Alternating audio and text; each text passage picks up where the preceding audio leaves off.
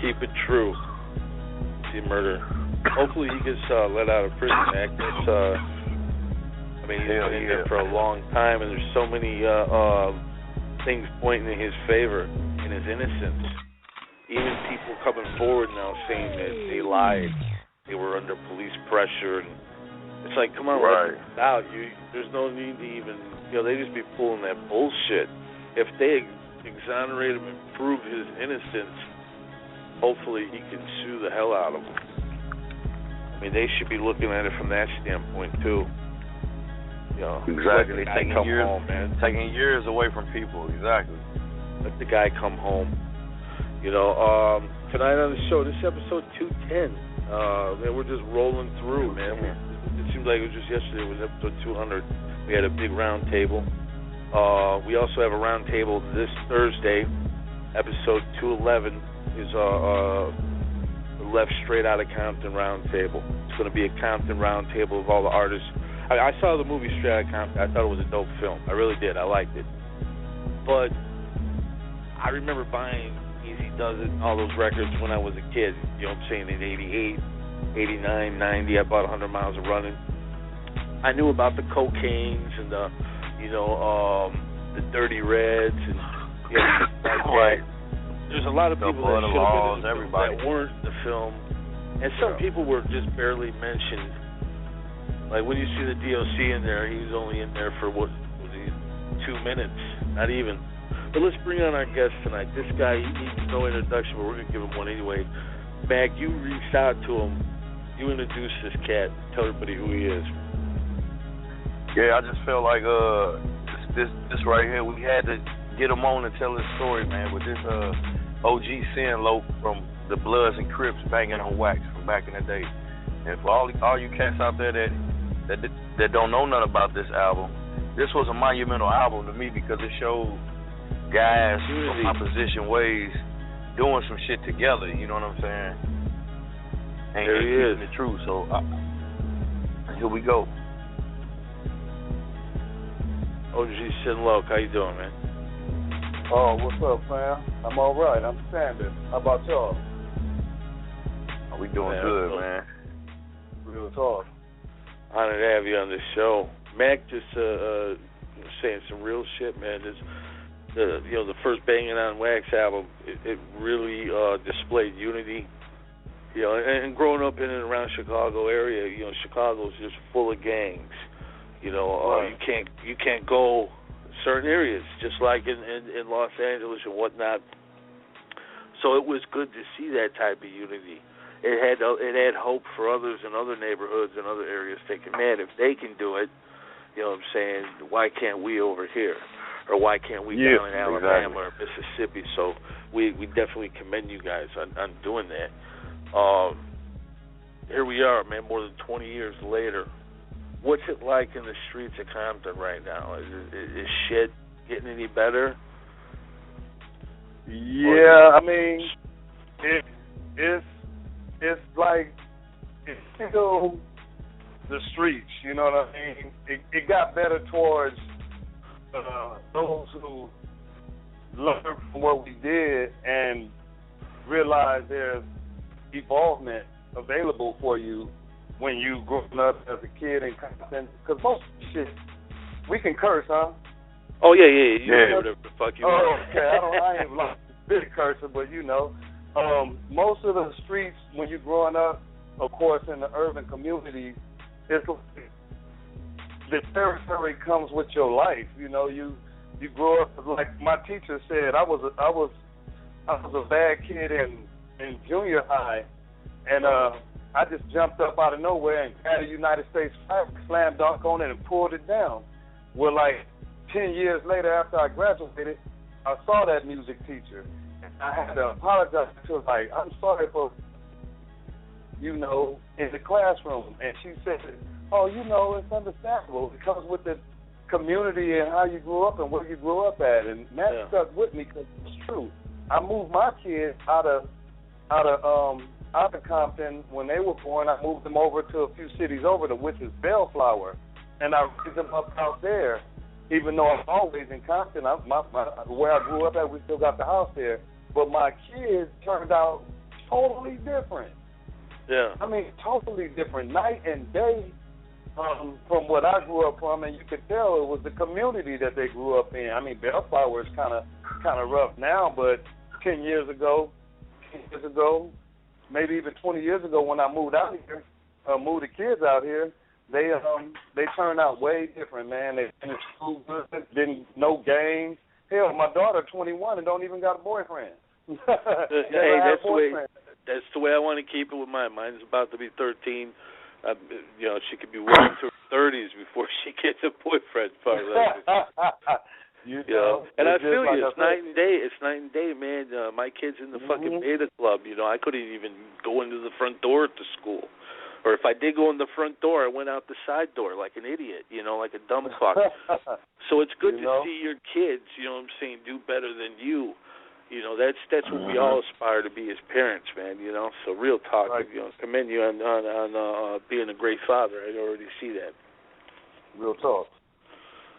But this rap game is it's going through some fucked up phases. Right now I feel that a lot of the building blocks in hip hop are being not only taken out and desecrated, but they're being mocked. The people are jacking styles, and they're not even paying homage. You come from an era, where you had to pay homage to those before you. You had to recognize the legendary MCs before you. Coming up as a kid, how important was it for you to preserve the legacies of those before you? Oh man, we talking Jimmy Splicer, Super Vibes, we talking Rapper's Delight, we talking Blondie, we talking before it transitioned over, and that's coming out of New York and Detroit and stuff like that. But as a kid, it really grabbed my attention, and it helped me because I was listening to K-Day all the time. I remember listening to the mix masters, all the DJs, and that's, first of all, let me give some credit to all the DJs, from the east to the west, because without them sending our music, we would never even understand what true MC is about. Second of all, let me wish my big cousin, Eric Eazy-E Wright, a happy birthday. Rest in the glory of the Heavenly Father. Big cousin, we love you and we miss you dearly, and it's not a day that don't go by that we're not thinking about you and praying for the family and all loved ones lost. All right, and let me give some glory to the Heavenly Father for all of us being able to be here today and talk about that. But yeah, man, growing up as a kid, music was a big influence from Dolomite, rhyming without a beat, poetry basically, and then the funk era, the Parliaments, and Funkadelic and Curtis Mayfield, and on and on with all the funk that had your head bobbing and almost making you want to kick some flow, but you don't know how to start it. You know what I mean? It wasn't right. It wasn't in, but the funk was in. It was right there on the tip, and once it got discovered, oh man, for me, it was gangsters. We came up hood, but we boogied. We was pop locking, locking. That was part of the street culture, man. Music and graffiti and all that. It's a part of the street culture, man, indeed. So, yeah, it was big for me as a kid. I think that's the only reason that one part of the reason that drew me and Dr. Dre, all that, we all grew up in the same part of town, it drew us all towards where we are today, Right, with Eazy-E being your cousin and you growing up with him and everything, when did you know that, like, when they first really got on the scene that you knew, like, damn, man, my cousin and them, they really doing this shit? And is that what motivated y'all to do y'all Bloods and Crips album too? Was being able to see Eazy build up? Yeah, it was definitely inspiration. And, you know, Eazy, Dre, Ren, DJ Speed, DJ Train, all of them guys, we all like family by backyards. We all grew up together, went to elementary school, junior high, high school, all together. And and Dre and Eazy, they had a DJ group together called the High Power DJ Crew. And they would make mixtapes. Dre, Eazy, boy named Sheen, Donald D. They had a little mixing crew together, and they was the neighborhood DJs. They DJ'd the Sweetheart Dance at my junior high. I got the yearbook. I got to get those pictures out. I was the Sweetheart Prince that year. And Eazy and Dre was on the table, DJing, rocking that party. And, man, before, and then after that, it just seemed like by the time we got in high school, 12th grade, Ren was coming over to be a part of my DJ crew. E&M was starting to transition. You know, Dr. Dre had started doing the thing with Lonzo, and E was still hustling hard. And then all of a sudden, I started hearing something about E&M having a NWA group, forming that group. And his sister used to always tell me, my brother said, come over today. He's going to be over to Mom's house. And I used to pass by the house and go across the field to go sell rocks, which everybody, young kids, 16 years old, making $400 or $500 in a couple of hours. It was hard for me to just go over E house when I can go across the field and make that quick money real quick. I had the same hustle he had in him in me. I was choosing that for me, you know. But one day, Eazy told me to come around there, and I walked around there. I stayed right around the corner from me. I walked around there. He got Ice Cube in the yard. He said, I want you to hear something. And he pressed play in his car, and he played Gangsta Gangsta for me. I looked over at Ice Cube. I mean, before he played Gangsta Gangsta for me, you know, I was hooded. I looked at Ice Cube, and he was frowning, looking hard. I'm like, man, you ain't got to look all like that. You cool. You in the area where you're going to be all right. You know, mellow out. He laughed it off. We started laughing. But then when Eazy pressed play and played that Gangsta Gangsta, I looked over at Q. I looked inside E car again. Then I looked over at E, and I said, man, that's going to be a hit. That's going to be a fucking hit. It was hard. That shit right there kind of lifted me up. It seemed like maybe 2 months later, everything started unfolding. That thing, I started hearing Ren was over there hanging out with him, and, you know, Ren went over there. They asked him, did he want to be from, he started off just going taking some pictures with him and shit. And they asked him, did he want to be from the group, and he was a talented writer. So shit, it just unfolded from there. But yeah, he got my spot. I believe when E was telling me to come over there and I was passing up that, going to sell rocks, he was trying to, you know, get me involved. And I was a DJ at the time, too.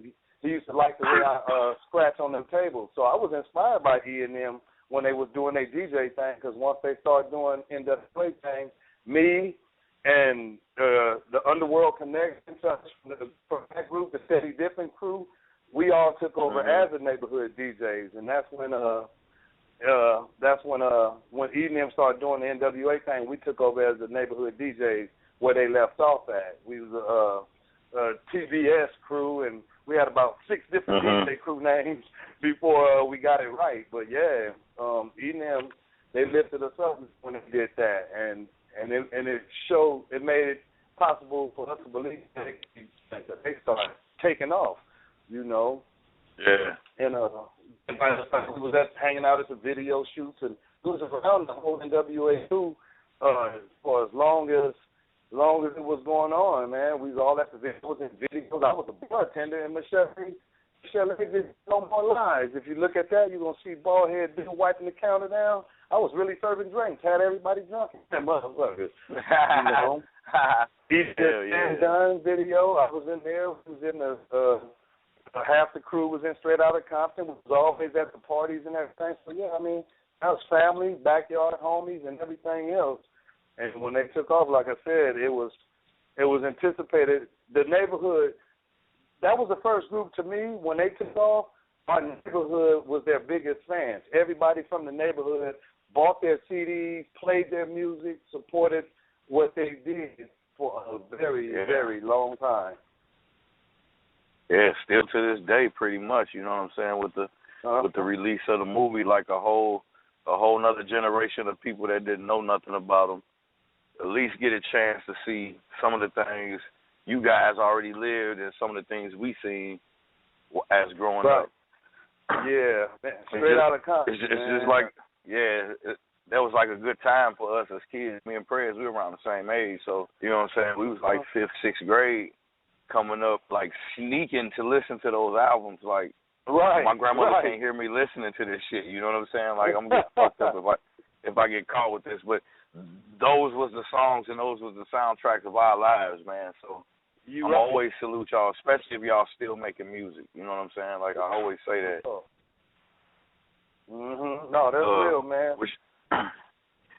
Which like was bring me to the ask you about how the Bloods and the Crips banging on wax kind of came together. Was it just some neighborhood guys that decided to come together and do some music, or was it like some just on like some straight business and everybody was trying to showcase what they had going on at the time? Well, a lot of that. We're working on a movie and a documentary that's gonna answer really a whole bunch of those questions that a lot of people have about the banging on wax. But what I can share with you is that, believe it or not, the NWA movement, Eazy and N.W.A and them, and that transition to death row movement, all that stuff really kind of sprung banging on wax. I'll tell you why and tell you how. Eazy was very interested in us in the neighborhood as being a part of that ruthless thing. Me, Blue Rag, Do or Die, At Will. We had that little group thing going, and he was interested in us. But what happened was, by them having mishap amongst each other on paperwork and all this old stuff, like Q was saying, they managed to miss the opportunity of dealing with us. He got caught up with that, and before you know it, they was breaking up. Well, my boy Tweety Bird Lowe, we never knew the inside of them breaking up. We kind of had an idea of something was going on, but before they broke up, my boy Tweety Bird Lowe took it personal because he grew up with them too, and he just as much his family to them as I am, and he got highly upset. He got highly upset at them because he felt like they didn't come back to the neighborhood and try to hook up. At least us, we used to beat on the walls and rap at the same time, scratch at the dice games, and everybody used to love it. They were like, damn, them niggas is hard, man. They kicking flow, making beats. They used to, when we come up to the park, Kelly Park, when the dice game is going, they look up and it's like, go ahead and do some of that music y'all be doing. So Tweety Bird started working on an album. He had wrote a song called What's Really Going On. You can find it on YouTube. And he served Tim Dog. He served NWA. I mean, he ripped everybody colon clean apart with this one song. And he only had that one song, and he called my cousin Blue Rag, and he was like, hey, I'm working on an album. Won't y'all come up here? And so we went up there. And let me remind you, I can't rhyme back then, but I really wasn't rhyming. I was really into this thing. Hell, we went in the studio with Tweety Bird Lowe. I went in the booth and kicked some freestyle to this one. He come talk a little shit. Yeah, it was like I was like, you know, I can't rap, but with their freestyle, everybody got hyped up. They made that a song. Next thing you know, we recorded and finished Tweety Bird Lowe's album. And about 8 days, we had that full of cuts on this song, on his album. Coming Out the Cage, excuse my diss French, but fuck the South Bronx. I mean, we had songs like that, Checking Tim Dog because he said fuck Compton. I mean, you know, and then once that got finished, we didn't realize it was supposed to have been like paperwork issues and stuff, you know. We didn't realize it was supposed to be the business side of it. So that record halfway came out, Dre and them didn't really, Eazy and them didn't really respond to it. Matter of fact, by the time that record came out, E and Dre and them even broke up. Now Dre is over at Death Row. And my boy Tweety Bird took that What's Really Going On song over the Death Row. And he asked Dre, he was like, Dre and them heard it and was like, ooh, shit. It was like, well, take my name out. Dre said, take my name out, take Michelle A's name out, take VC's name out. You can leave Eazy and then we can do something. And my boy Tweety Bird Logan was like, nah, that shit got to stay the same, the way it is. And it got quiet in there. Like a Western standoff. And they were like, no, we can't fuck with it. So we went, invited everyone, because the studio we was working out of was right around the corner from Death Row. So we went back, to the lab and continued to finish his album up and put that out. Well, anyway, Eazy and them, everybody felt like, they didn't want to answer back, so they didn't want to give it no time. So they didn't answer back to it. They was like, it ain't going to do nothing. And it didn't. I mean, my homeboy rode up and saw Cuban Gooding Jr. driving down the street in one of them valleys playing Coming Out the Cage. I mean, that was cool, but as far as thought-wise, it didn't do nothing. It didn't make noise.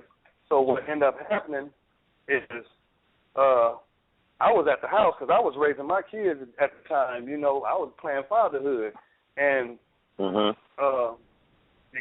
Blue Rag, Tweety Bird, believe Red Rum, few cats. And matter of fact, we had production on both sides on Tweety Bird Loc album. We had some guys by the name of Captain Geek and Noise. They was from Bloodstone Villains, but them motherfuckers, excuse my French again, but they was hard on making some tracks. Ooh wee, they was hard on making. And then we had DJ Battlecat, which is the Crip. So we had the production was Blood and Crip already. The signs was there already. And then Red Rum was the artist of one of the guys that hung around. He was their artist. He was this dude's artist. So it was kind of already, the sign was there. But anyway, we make a long story short, we needed another idea. We needed to do something different in Tweety Bird Loc. We needed to make some noise. And I got to give that credit to Tweety Bird Loc. They said we needed to do something banging, We needed to do something banging, and we had some Bloods and we had some Crips on the production. We had some Bloods and some Crips are hanging around. So they came up with the title Banging on Wax, man. Called me, my Blue Rag called me like, D, we got new shit we finna move on. And they said, and he told me it was Banging on Wax, Bloods and Crips. I fucking hit the floor, man. I said, that's the fucking biggest fucking idea you can ever in your fucking life come up with.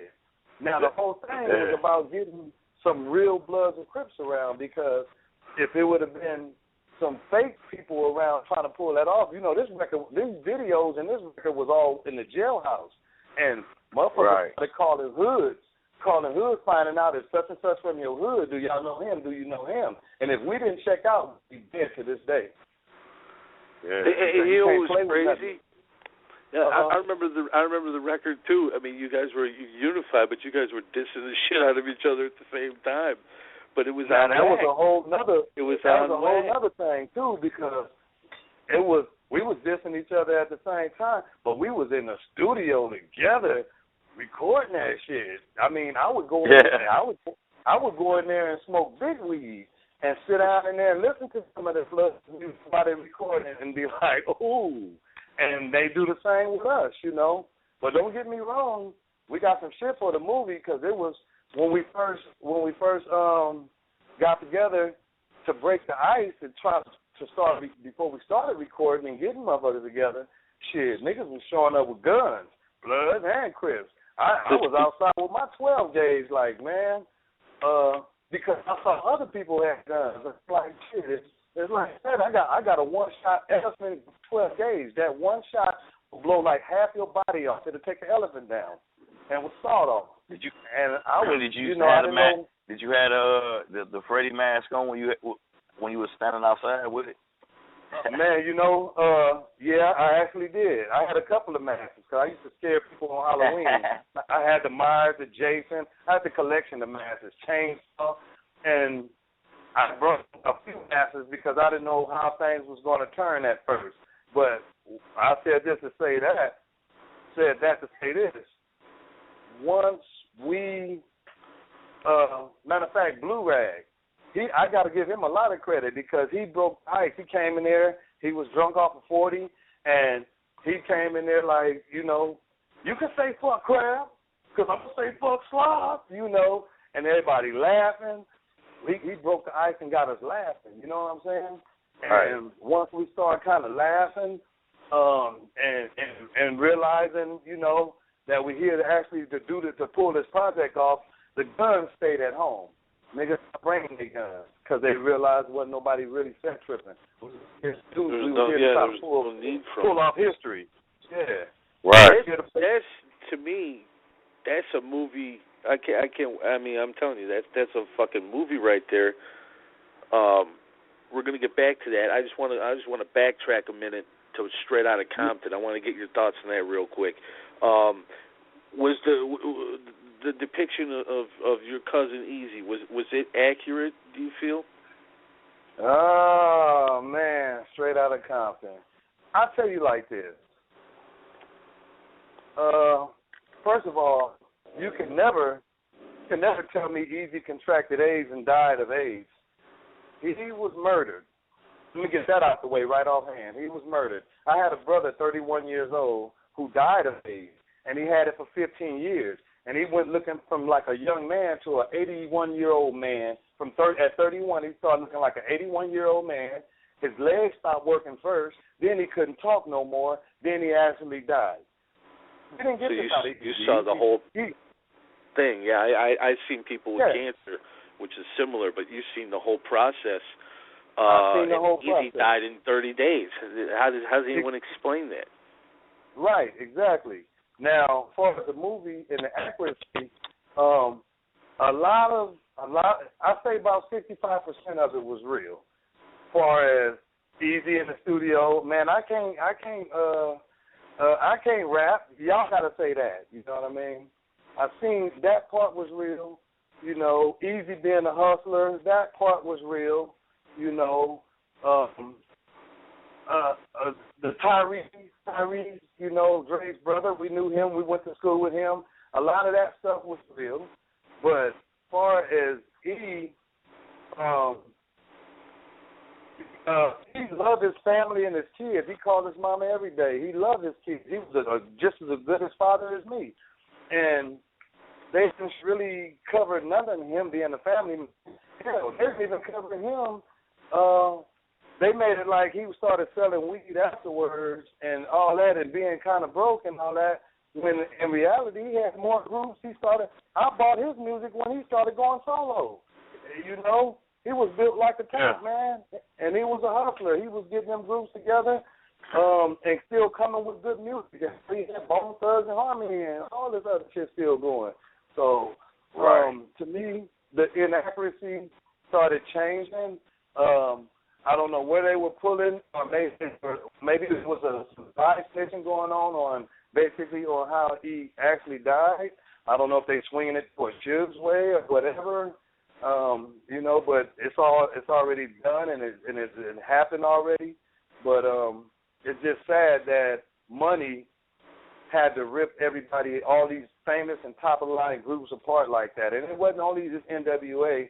Hell, EPMD went through it. You 2 know? Live Crew. Hell, Run DMC went through it. 2 Live Crew. You know what I mean? And then, of course, we did the Bang on Wax. You know, I mean, it was just a shame that all of us had to sacrifice our learning ability, knowledge to the music system, and these companies wasn't trying to tell you and teach you about none of this. What you didn't know, they was making money off of, you know. Right, exactly. And then we young kids, it's just like a young kid coming up on a dope sack. You ain't gonna tell your mama, I got something in the room that'll make $800 an hour while she going to working 8 hours just to bring home $60. You ain't gonna go tell them. So that's the way the companies is looking. We ain't gonna say nothing if they don't know how much, and we don't know nothing about lawyers. Our parents wasn't really supporting rap music over that. They didn't even know. They like shit. You better go get you a job. Right, out of sight, out of mind. Right, you hear me? Yeah, you know. Yeah, the Straight Outta Compton movie was a good movie from a fan point of view, but that I grew up with these guys, been around their success as they had it, and lost it, spread it out or whatever, and I can truly say that from a homie point of view, it's a lot of pieces missing, but you only can put so much in that much time. You know, you only can show so much in a movie in that much time. But it's a lot of pieces missing, and like I said, as far as E, I can't say that was on point about him. You know, it was a good movie, good acting or whatever, but it wasn't on point about E at some point. You know, something just wasn't right, and I felt that way. I thought I was gonna cry when I was at the premiere.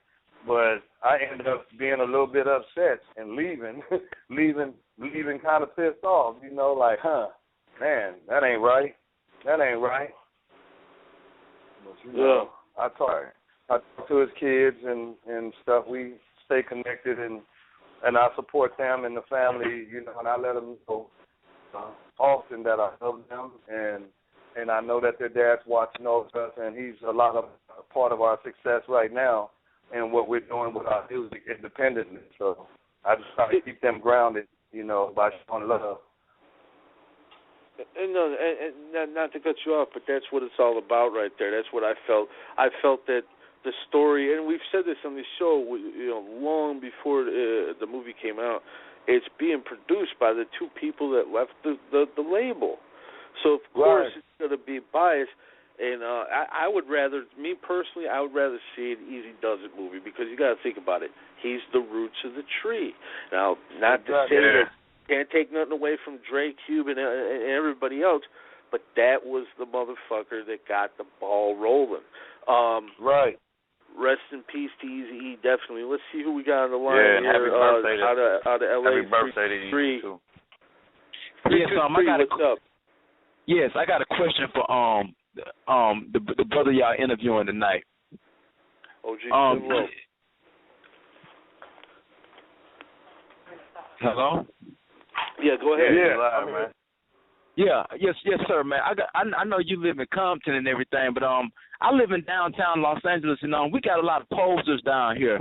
Back in the day, would y'all allow these fake motherfuckers to come through downtown LA? No, man. You know, back in the day, everything was super territorial.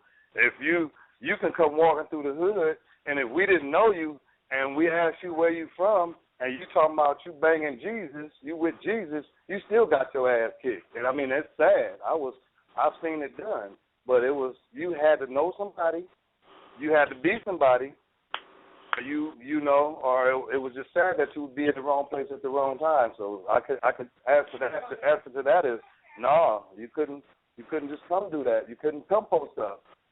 We don't know you. We ain't gonna work. Okay. Yeah. What's changed in 2015?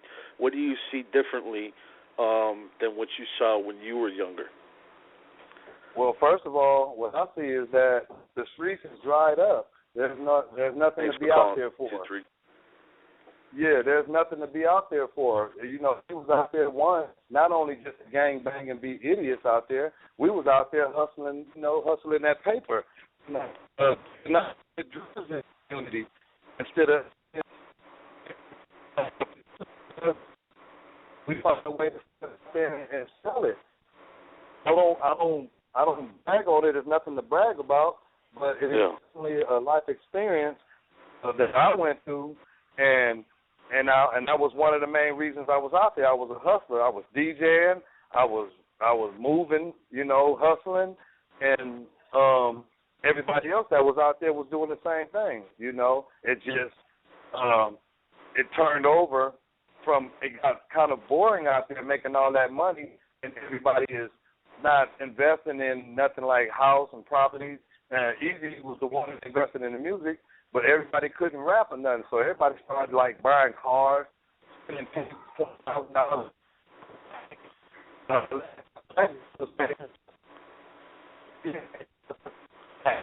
Tin, you there? Yeah, something like he breaking up. Yeah, Tin, you breaking up, bro. Yeah. All right, let me fix. All right, how we doing? Oh, there you go. Yeah, you sound. Yeah, it just made the person that didn't have it want to take it from the next man that do have it. You know what I'm saying? That's how that turned out when everybody started making that money and being out there on the streets, and they got bored with it. They were buying $20,000 worth of sounds in their car, no alarm, buying clothes, big chains, and all that. They was living like the rapper. They was living like the sports player, and that to me got boring to them, meaning that they should have took that money and went to school now, or, took some of that money, invested in some property, bought a wash house or something. But instead, they started buying stuff that other people couldn't have, and then that made it where it started where people started being scandalous. They used the word scandalous back then, where they started, wanting Jackie for your shit. Then you had some of the actual hustlers start using. They still had their sense, they still had their tough mentality, but they became smokers, so they became scandalous too. And they know, your big homie know where your stash is because he's your big homie, but he's scandalous because he smokes now. So I mean, it all went bad in one big circle. Yeah. And you see it time and time again. A lot of people like you look at Chicago right now. It's horrible. Camden, New Jersey. I mean, all over the United States. There's 30,000 murders a year, and you think about it. This is 25, 30 years ago we're talking about. Things should have gotten better. They're getting worse. What the fuck is going on?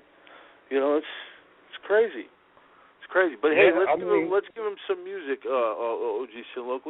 Let's give him a track real quick. This one you sent me, Treading Water. What can you tell him about that? Oh man, Treading Water. That came off that album. That come off my Smell the Smoke and See the Fire album, and I wrote that album in 1999. And I went around the record companies trying to get a deal for that album, and these record companies took a listen and they turned me down, and they wasn't trying to mess with nobody from the Bloods after the Tupac and the Biggie and all the Death Row and everything. They wasn't trying to mess with nobody named Sinloc from the Bloods and Crips banging on wax. So they turned me down. But Treading Water is really a song based on, you hear Treading Water, you hear Still Rolling, that Smell the Smoke and See the Fire album. You listen to that album, you get to really know me and a portion of what happened in my life. And Treading Water is one of the songs that define me and my life and my hustle and what I'm about. If you check it out, what I went through, all of them in that 4-minute song, you'll get a picture about me. Oh, definitely. Let's check it out right now. We'll be right back, right here in the Murder Master Music Show. Wes.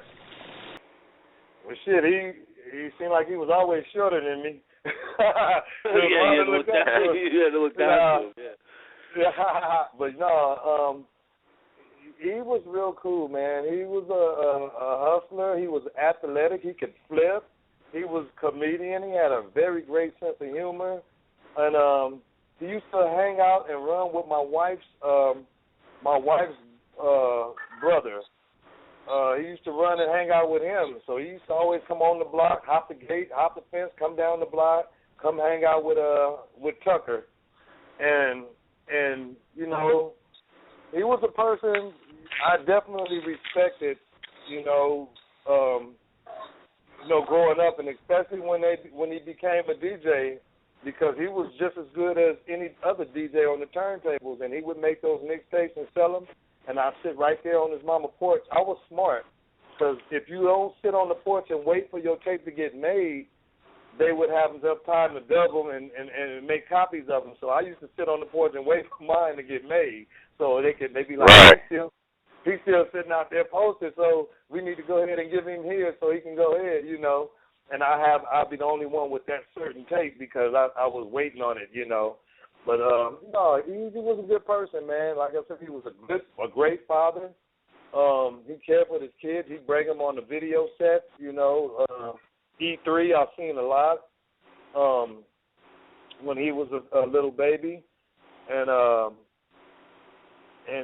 he would take care of his kids. He would love his mama, you know. He always called, and he always around in the house when he started doing the music.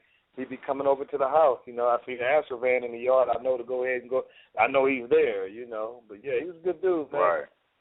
Good people. I can truly say I did look up to him and respect him for who he was. That hustler, that cool person. He had scraps, you know. He wasn't no punk, but he a true hustler, man, and businessman. Businessman. That's what Eazy is about. Right. So many people wouldn't be doing what they're doing today if it wasn't for him. You know, right. Hell of a guy.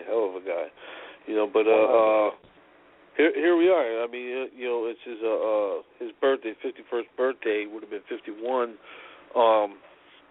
You said earlier that you feel that he was murdered. We feel that way too. We've asked several people who they feel their thoughts were on killing him. Now, lately, people have been pointing the finger at Suge Knight. He did say that on Kimmel. I mean, that was right. Real disrespectful. Do you have any thoughts or theories on who you think might have killed him? Oh man, that hurt my heart for him to say that on that talk show like that. And he identified it on how it's the new thing, how you can kill a person without going to jail and all this and that. You know, he put himself on that pedestal to be judged for that. And other than that, you know, it could be a few fingers pointed, but I just choose to leave it alone because I get emotional about even talking about it. I respect that. It's torture to even watch the Straight Outta Compton movie because you know that it's more to it than the way they put it. But I think it was, like I said, a bit of a dry snitch in there because when Eazy went to the studio, in the movie when Eazy goes to the studio, Dre is not there. It's Suge and his boys, and Suge say, Dre ain't got nothing to do. He said, where Dre at? And Suge like, oh, Dre ain't got nothing to do with this. Well, I know Suge didn't write that part.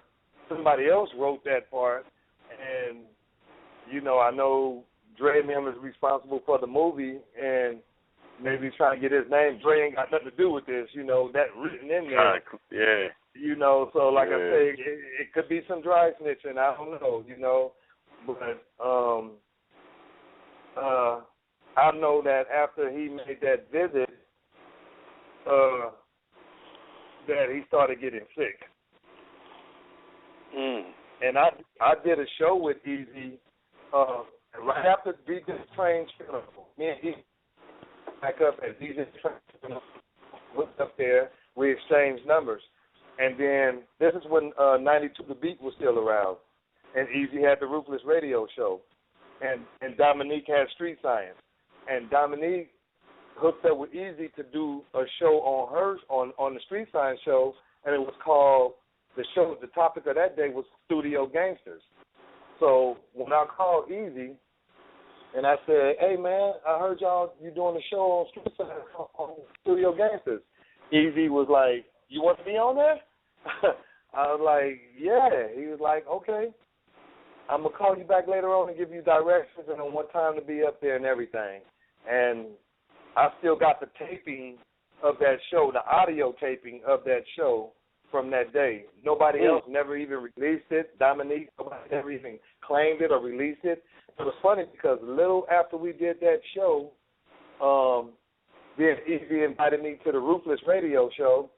I showed up down there, but I didn't have no music ready. And he was so upset. He was like, you ain't got no music ready for me to play. He was ready to take me in, you know, take me, my cousin Blue Rag in. He's ready to take us in on some music and get us out there. But on the Street Science thing, he said he had artists that was on there. I was already out and everything, and we was the only ones that haven't did nothing since Banging on Wax. And this is what he said. I got some outlets to putting some music out and stuff. So long as it's putting some records out, so long as it's some real stuff and staying true. Who you think he was talking to? He was talking to me. He wanted to really get now that everything is out in the open. And when I came out the mask and Steady Dipping, he went crazy because he didn't know that was me. But when he saw it was me, matter of fact, he got a son named Dijon Marquise. Yeah. Dijon Marquise was named after me. My name is Dijon. My real name is Dijon. Eazy called me once before we did the studio street science.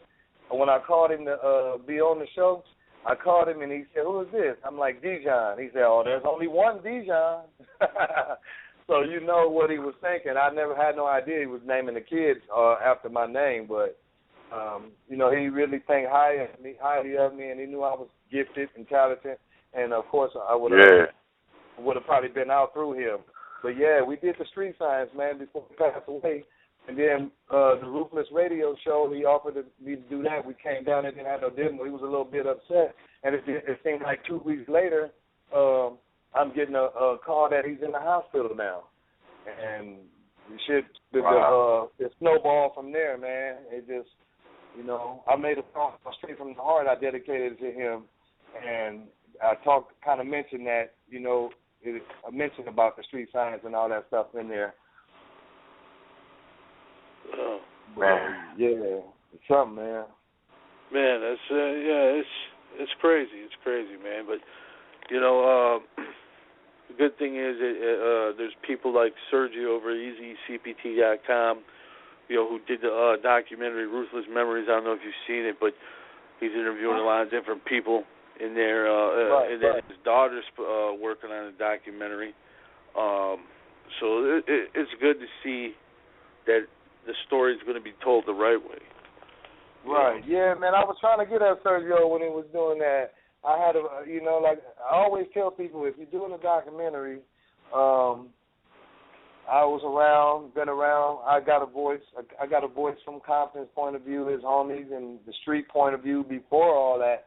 But they managed to finish up and wrap it up before they could even get with me, man. But at the same time, when I get ready to do the Life After Banging on Wax documentaries and the Banging on Wax movie and all that stuff, we'll definitely have a lot of stuff covered from that point, you know. We'll be able to cover easy street. Y'all history is important, man. Like, if anybody into hip-hop for real, like, they can't tell hip-hop tales without telling y'all stories. So that's why I always you guys went gold, man. You guys sold a lot of records. And that's what that's another thing in the Straight Outta Compton movie. They basically, when that Rodney King riots and then they showed the red rag and the blue rag tied together and Blood and Crip holding it up in the air, that was basically us right there. You know, that was the Banging on Wax part in the movie right there. I laughed at that when I saw it, like, oh, okay, I see. That's our part right there in so many words. You know, like I said, it's only so much you can put in a movie, but I kind of took it for what that was, you know. And they held back on so much stuff, though. They held back on all the groups that was a part of it. They held back on Eazy's after all that with his groups, you know, with the Lokester and Dirty Red and them and everybody doing that. Drake, Cocaine. Yeah, you know. Even go back further to Crazy D and Rendezvous, and you know, like if they show him doing Boys in the Hood, if that was the first song that he did, well, you knew he did, you know, L.A. is the place and all those after that. Those cats could have been around in the scene. Arabian Prince could have been there. I mean, there's so many different. You know, it's like and I wasn't even there. I was like Max said, I was in 5th grade. Trying not to get my tape stolen from the fucking teacher. You know, so as fans, we can see the inconsistencies. I could only imagine how it is for you and other people like yourself who lived it. You know, but it's good you guys are doing a documentary too. When is it coming out? Man, we still working on it. It's supposed to been out, man. We supposed to been done with it, but everything started taking different turns, and some of us wasn't all on the same page. But I think now we're coming to agreements now to where we all getting on the same page, because it's basically we can't do it. One can't do it without the other. You know, you guys all need to be there, I think. Yeah, we all need to. What's left needs to be have the voice in it. You know what I mean? They can't do it without me. I can't do it without Rum. We can't do it without Tweety Bird. We can't do it without this. So, talk to Tweety Bird today. Matter of fact, he just gave me a call at random, and that's the page he was on. He just chewed out some of the guys that was that took part in fucking over us with the banging on wax. He had found them and chewed them out, and then he gave me a call and said he was telling me that's what he did, and he said that it's time for us to get back on it and go full fledged with it, with the movie and everything. So we just got to find that the front directors that want to be a part in it with us. I mean, we got the whole thing. Everything is written and tattooed in our brain and scarred in our heart from what we went through. So it won't be hard to do. You know, it's just about somebody seeing what they saw in NWA movie, man. And you talking about another big history-made movie. Shit, you know, get at us and you. No, not to cut you off, but yeah, I mean, you guys are going to have an insane movie, because think about it. Another thing that you guys, I think, influenced in the 90s was the HBO documentary Banging in Little Rock. You know what I'm saying? Because that came out after your album, Banging on Wax. Also, shout out to the homie JT Money, 1999 album I had the pleasure of reviewing, Pimpin' on Wax. You know what I'm saying? So there's a lot of influence from you guys, man. A lot of influence. Your story definitely needs to be told some form of fashion for sure. Word uplifted. You know, but right. I remember having the red and blue tapes. You know what I'm saying? Like, there was like the first set of tapes that I had that was actual colors, because we didn't know nothing about Bloods and Crips. You know what I'm saying? Like, the only thing we knew about Bloods and Crips was watching the movies, the colors, you know, the videos and the music. So like, when y'all albums came out, it gave people that's not from California or from areas that's got Bloods and Crip influence, it gave us insight on the types of shit that y'all was doing, which is a lot of the same shit we was doing in the Chicagoland area too, but from a different point of view. You know what I'm saying? Right. Like same folks, different coats or whatever. You know what I'm saying? Different coats, but same folks. You know. It's just we traded your palm trees for a 4 foot of snow. Yeah. Pretty much. You know, but it's definitely. Let's give them another track though before, and then I want to come back and get all your social media and everything.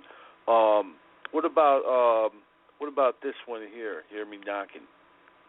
Oh man, that's my first single ever. My first solo single ever released, and that's a cold one right there, man. I wrote that straight from the heart. I mean, I was down and out, and I felt like it's time to invest in myself and find a way to push my own music as an independent artist, label, everything.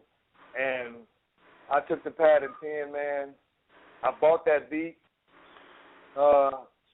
Cinema Productions. I bought that beat from them. Pretty good. They got some funk. And out of all the beats that they had, I chose that one. It was something about that one. And I wrote this song, and when you hear it, you'll know it's just like a equivalent to Tread Water. It's another one that it's a world song.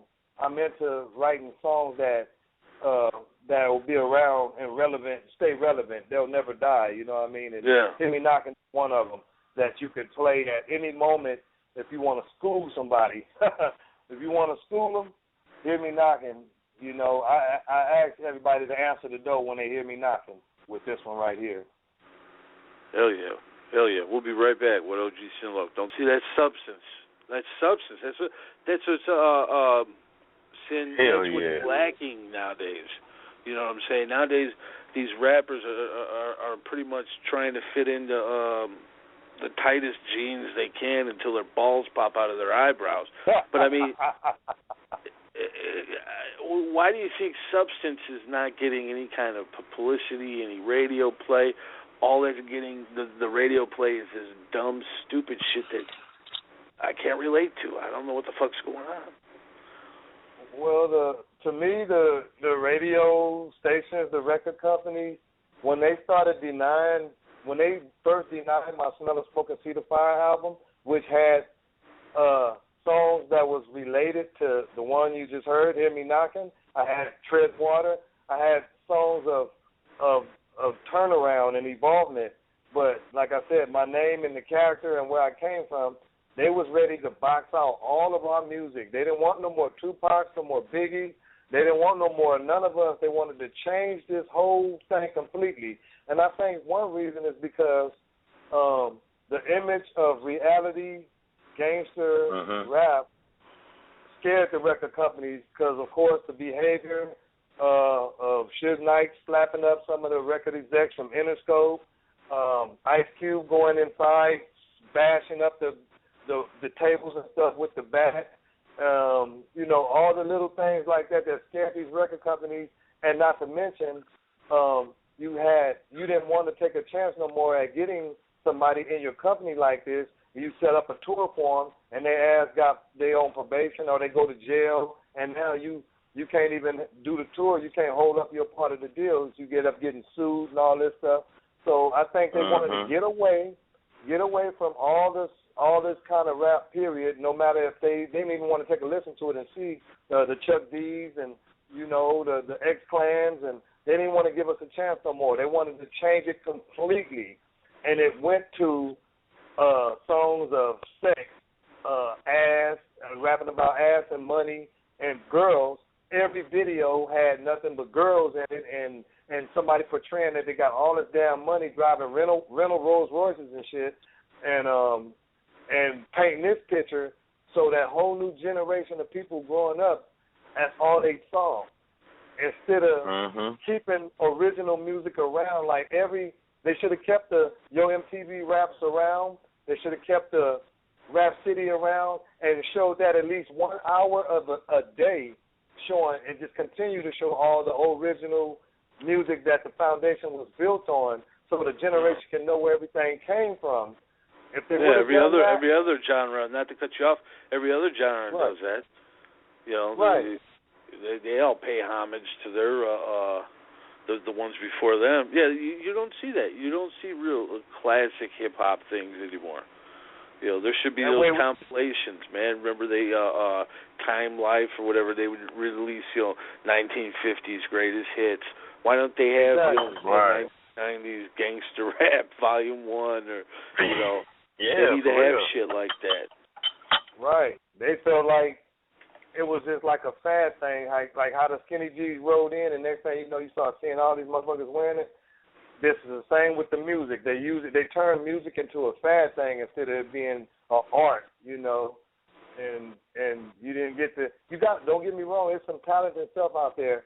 The J. Cole's, the Kendrick Lamar's, the Eminem's, on and on or whatever.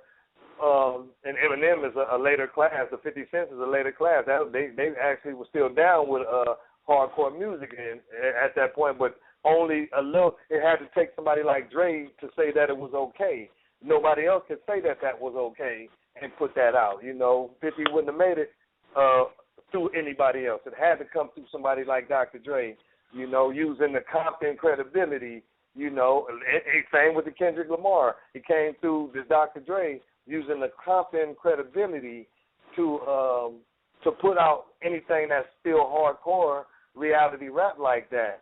And then, J. Cole went through somebody like Jay-Z, whose word is credit, his credibility is a high standard to push something out like that. But anybody else, you don't see Master P pushing anything else like that. Nobody else is pushing, giving nobody else a chance. Like me, I was open for messing with a lot of people at one point, but now I done found out how to distribute my music myself all over the world, and my fans, my true fans, actually buy my music.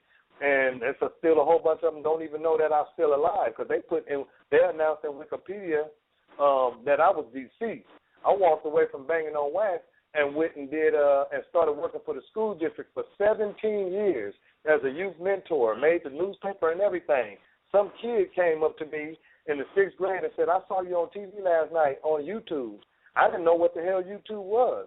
I went home and looked it up and had my kids to show me what it was, and that's when I saw all the fans posting up my part from Steady Dipping and making all these comments that OG Sin Loc was the hardest and this and that and this and that. That's when I was like, I still got life out there. And I launched a YouTube, launched a YouTube and started networking my music again. And this was maybe like 4 or 5 years ago. And now my social media networking it's out the door, and it's still got a room, big room to grow, but it's out the door now because people finding out that I'm still around. I'm selling music, I'm selling my sound, and it's pretty decent. You heard what you heard just now. I work on metaphor. I don't just rhyme. I pattern myself to the Rakims and the real brilliant MCs out there that give you metaphor and not just making a word rhyme. And that's what a lot of what I see in a lot of the West Coast, or what I say, rhymers that's not trying to be new but want to be old school. You can't just go out there and make words rhyme, and you can't just grab a beat. You can't just go rap to any beat. You got to feel that beat, and you also got to have metaphor in your rhyme, not just rhyming. You got to have some comparisons. You got to have, something to make a person rewind and say, oh, he said this and said that. If you don't, you just a regular MC. You just a regular rapper. And that's another thing. I don't call myself a rapper. I like to call myself an MC. That's what DJs and MCs is what it really, the real terminology for it, the real term for it. When you start talking rappers, that's news media. News media made that up. Oh, former rapper such and such was arrested and this and that. Fuck that rapper shit. You either an MC or you a DJ. You're not no rapper. It's a music business. It's not the music game. I got the game on lock. And no, you can never lock the game up. The door is wide open. Yeah. So, we got to fix the terminology in order to fix the business itself so these youngsters can know what they're stepping into. And now they're just getting, the door is wide open. Everybody can try to do it. Everybody can do it. There's a million ways to distribute your music out there. It's like the dope game, really. Instead of selling crack and selling weed, you can sell your tapes if you got a following, if you're that good. And there's some really good talent out here that still ain't got a chance, Oh. Yeah. So, yeah. It is. It's still a lot of real good music out here that don't get no light. Even some from a lot of who I would think would be major artists that have music out, like the new Spice One album. I think that shit is dope as fuck. You know what I'm saying? Come on, man. Why that shit not getting played, or why they not doing this, or why they not doing that. And I just understand now that when you got real music and you got real substance, it's harder to get it out when it's so easy to get music out there. I'm going to put it out there like this, and I'm glad you guys giving me an opportunity to do this interview. But for us as MCs, and especially on this West Coast out here, we got to quit being so selfish and self-centered around what me, and what I used to do. We need to come together. We need to make a movie like how the East did Crush Grooves. We need to make a West Coast, some kind of West Coast movie like Crush Grooves. Yeah, we got everybody involved. Yeah, get everybody in it, a small part in it. The name and the credits alone is going to sell the movie. When you see the credits, you're like, oh, they got such and such in it. They got such and such in it. I want to see that because we all got fans. And if we all get a little part in the movie, that's going to help the movie do good. And make sure the storyline is strong and everything, and get us and pull that off. And that would probably generate the respect again. Kind of like how Straight Outta Compton did 3 weeks in a row, number one. That put Compton back on the map. It got Straight Outta Compton albums reselling again, T-shirts, and everybody want to say they straight out of somewhere. Just the way that kind of sheep herded itself back into reality, we can do the same thing with our original MCs, Spice Ones and Scarfaces and everybody. You know, all of us can actually get together. You know, the Dog Pound. Everybody is just doing their own thing. The Compton Most Wanted. I mean, you know, the CPO. Everybody. You know, I mean, we just gotta kind of want to do something together. It's not going to take nothing from you personally, your personal strive and your everyday effort. It's just only going to help it until we start understanding that. And I've been talking like this for years, man. I've been trying. When I go around these brothers, I've been telling them something like this for years, and all I hear is them teaming up with each other because the ones that was in it, in the business before me, or they'll team up together, but that shit don't get nowhere. You got to count me in. I may have been a late bloomer, but I probably got more respectable than you, fans that respect my craft, and they ain't going to accept you by yourself unless you got me with you. You know what I mean? And vice versa. You know, we all can use our fan base together and not just the ones you think, you know. And then we also got to get away from just trying to zero in on a West Coast sound. You don't have to have just that West Coast sound. I like rapping to shit. You give me a beat with some violins in it, and they placed in the right place and some flutes and shit. I'll let it loose. You know what I mean? But we need to cover more sound. Just quit trying to come with a certain sound that you think modifies you. That's back then. You can still keep your trueness and your metaphor, but be flexible to more sound. Yeah, you gotta be creative with it. It's actually art. So you still got. That's what people don't understand. This music shit is an art, man. And if they not putting no creativity into it, it's just like it's just, you know, it's repetitive. Nowadays, it seems like everything is repetitive. You can't even tell where somebody from because all the music sound the same. That's what I don't. Exactly. That's what I really don't like about the game right now. Now you know and I know back in the days, if you carbon copied and sounded like someone else, or you try to bite their rhymes, you got put on Front Street for it. For biting rhymes, for being a carbon copy of somebody else's style and all that stuff, your ass got chewed out for it. Now, see, they don't know about this. They don't know about that time when this was happening in music. So these young generation, this new generation, they rather just try to sound like each other instead of try to create their own style and, like I say, this is an art. This ain't no game. This is an art, man. You gotta dig deep. You only be alone in it if it's in your soul. It's not because you can do it, because a whole bunch of people can. Hell, I got a dog that can bark the same note and make it rhyme. Ruff, ruff, ruff, ruff, ruff. Ruff, ruff, ruff, ruff, ruff. Throw a beat to it. You know what I mean? Yeah. We talking about metaphor. We talking about skill here. You know. I'd rather buy a fucking Dog's album than these rappers out nowadays. Jesus. Exactly. But hell of a show, man. Hell of a show. Before you go, give everybody your social media, and if you got any product out available, let them know where they can get that. Cool. Check this out. Worldwide, OG Sinlow Blackburn. That's all you got to search for anything you want to find me on. My Twitter, my Instagram, my Facebook, my YouTube, everything is OG Sinlow Blackburn. OG space SIN space LOC space Blackburn. BLACKBURN.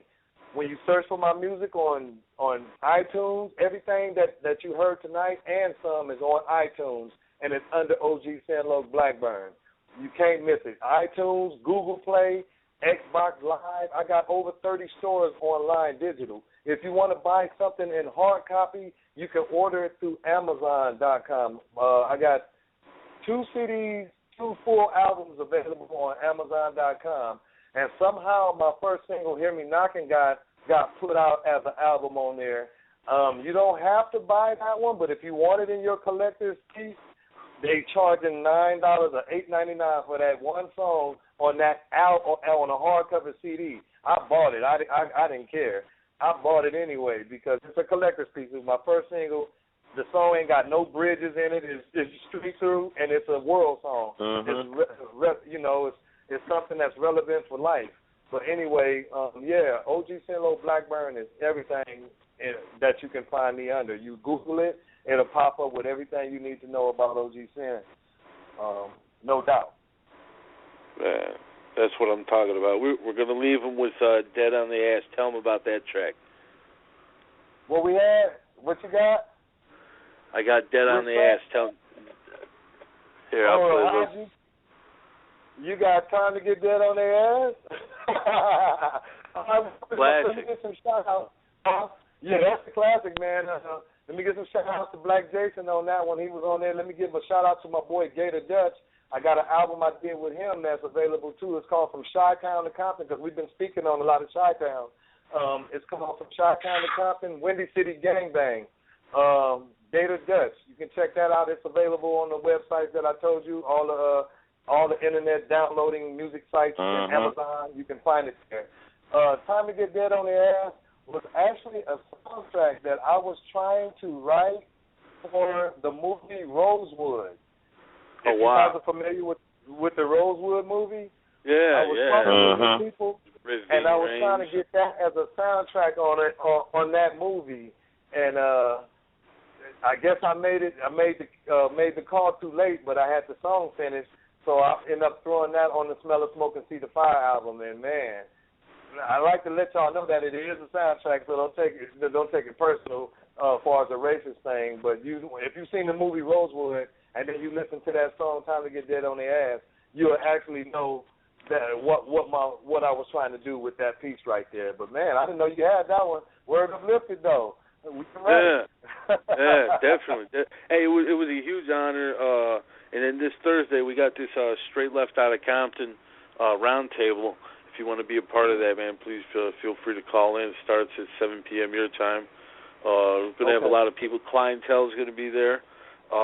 We should have a lot. I think JJ Fad's going to be on there. Wow. That's my girls, yeah. Yeah, a lot of people. We're going to try to get as many people as we can. Going to try to get cocaine. Going to try to get whoever felt that they was left straight out of Compton, man, they could be in there. And it's not just about the movie. It's just there's a lot of people that came from Compton. You know, DJ Quick wanted to call in, or someone like that. They could, because there's a lot of people that didn't get any shine at all. You know, from the city of Compton. OG Suicide. You know OG Suicide? Yeah, that's my boy, man. Shout out to him. Shout out to Quick. Shout out to everybody. Dick to the boys. Shit. Shout out to the Spizzle.com. Shout out to everybody, man. You know, your boy here is a human unity, human first, man. Worldwide too. It ain't just like in my neighborhood. I want the world to fix what's broken. Yeah. No doubt. Most definitely. Well, hey, man, you take care of yourself. Thanks again for calling in, man. I appreciate you. Likewise, man. I got a pork chop dinner. Man. I just finished. I don't eat pork chops for 6 months. It's nothing that we normally eat in our household. But since it was the holiday, my wife and them, they wanted me to make this. So they said everything came out good. I just finished the cornbread when we started the show. So I'm about to get my plate on, man. Love y'all, man. Enjoy your meal, man. Enjoy your meal, Sin. All right, man. Take care of yourself. No. Hey, hell of a show, Mac J, man. Hell of a show. I'm glad you reached out to Sinlow, because it's one of those shows that had to be done, man. He's definitely well deserving of joining our archive, man. Real talk. You know. No doubt. But there's still some more people out there we trying to get to. I'm still looking on the motherfucking East Coast. East Coast motherfuckers, if y'all listening to this shit. You know what I'm saying? And we're not talking about you show-stealing motherfuckers on the East Coast. We're talking about some of the legends and the pioneers. You know what I'm saying? Yeah, I mean, come on, you got to think about it. Grandmaster Caz on the show. That's going back to the early 70s, man. You know what I'm saying? If he could come on the show, you know, we've got 200 episodes deep. Actually, tonight's 210. We whipped through another 10 episodes. Got another 90 to go till we hit 300. We got this West Coast Roundtable Thursday. We got some real big shows coming up. I'm not going to say who exactly until everything's solidified, but holler at DMC, get at DMC, let them know to come on the show, man. See, a lot of people are afraid of the show because they think that we're they might think that we're on some slanderous shit or something because certain guests have made controversial statements on our show. Hey, the media is going to pick and choose what they want. Would I rather have the media take 2 seconds of a clip from somebody that said something real controversial, or would I rather have them cover a round table that was historical, or Bushwick Bill and Reddy Red talking about Bushwick taking in Red when he had nowhere to go? I would rather have them do that, but the media is going to pick and choose what they want. That's the lamestream media for you. That's the Vlagets of the world. But at the same token, press is press. Vlagets. Our name is mentioned. Our link is mentioned. That's what matters to us. So we're going to keep doing what we got to do. A lot of big shows coming up in the future. But if you want to be on the show, I get a lot of people that want to get people on the show too. Like, oh man, why don't you interview this guy or that guy or bring him? Well, bring some money to the table. Let's break some bread. Right. I don't care what you got. I've had people, but such and such, he did this and he did that, and he I don't give a fuck. He needs to pay me. I don't give a fuck what he did 25 years ago. That's what we're about. Don't get me wrong. We're about the preservation of this real shit, and we like to showcase what artists have done. Like tonight's but when it's always give me. I don't mind giving you, but sometimes you got to give too. So shit. You got to give too. Because we've been giving. We've been giving. There's a lot of people too. They like to just try to, like I said, try to get who they. Oh, you gotta get this guy on the show and that guy. I had somebody come to me and say, you need to get such and such on the show because he was related to somebody, and it's like, I don't give a fuck who he was related to. Pay me. Right. Pay me, motherfucker. You know what I'm saying? Pay me. This ain't a goddamn charity event. We're going to interview who we want to interview. And there's a lot of people that help us bring good people to the show. I can't complain. The show, it's not just done by us. You know what I'm saying? Sometimes I get the guests. Sometimes you get the guests. Sometimes Sin will bring somebody in. Sometimes Miguel will bring somebody in. Shout out to Alan Walker over there in the West Coast. He brings people into the show. But there's a lot of these guys that hit us up, and I had one guy hit me up. Hey, you need to bring these two artists on because they're related, or they're related to somebody who's on the new No Limit Records. It's like, they're related to somebody who gives a fuck? I don't care if they're related to them. Get the fuck out of here with that shit. This is it's entertainment. We do respect the fans. We do bring music to them. We bring shows to them because we're fans ourselves, like you said. We bought these fucking records of these artists that we bring on the show. But at the end of the day, bring some money. Bring me some people that have some money in their pockets. Nothing's free. You're not going to get a free beat out of Skinny. You're not going to get free audio out of Jerry. You're not going to get free covers and artwork out of Six.